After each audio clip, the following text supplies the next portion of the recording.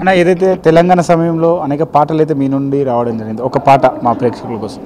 అంటే నేను ఈ తెలంగాణ గడ్డ మీద పుట్టినందుకే చాలా గర్వకారణం అని చెప్పేసి ఒక పాట రాసుకున్నాను. అది వాస్తవంగా చాలామంది చనిపోతూ ఉంటారు.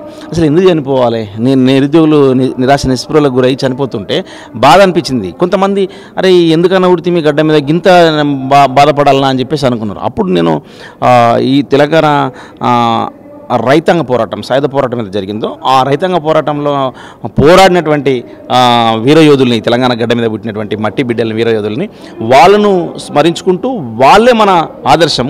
అంత పెద్ద వీరులు పుట్టిన గడ్డ మీద మనం పుట్టినాము, మనం ఎందుకు అధైర్యపడాలని చెప్పేసి వాళ్ళ స్ఫూర్తిని కొంత మానసికంగా కలత చెందినటువంటి యువకులకు ఒక ఆదర్శవంతంగా ఉండాలని చెప్పేసి, ఒక స్ఫూర్తిదాయకంగా ఉండాలని చెప్పేసి రాసుకున్న పాట.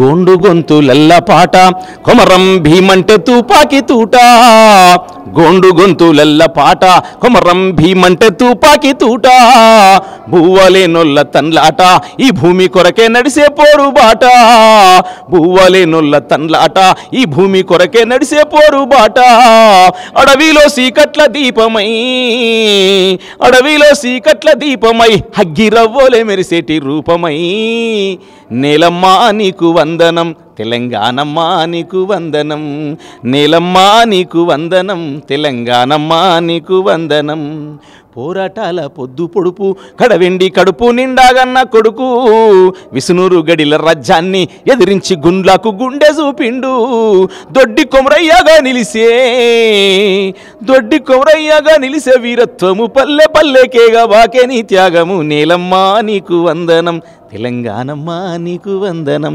అట్లా దొడ్డి కొమరయ్య పుట్టినటువంటి గడ్డ మీద పుట్టినాం.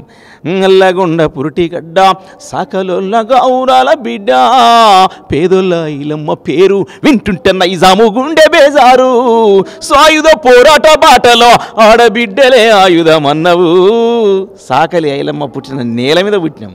అంత విరోచితమైన పోరాటానికి వెనుకడుగు వేయకుండా పోరాటం చేసి నైజాం రజాకారులను తరిమికొట్టిన ఘనత ఈ తెలంగాణ గడ్డ మీద ఉన్నది. చిన్న చిన్న ఆలోచనలకి పిరికి వాళ్ళలాగా ఆలోచించడం ఎందుకని చెప్పేసి ఆ వీరత్వాన్ని నూరు పోసుకుంటూ రాసిన పాట. అది నాకు చాలా ఇష్టమైన పాట.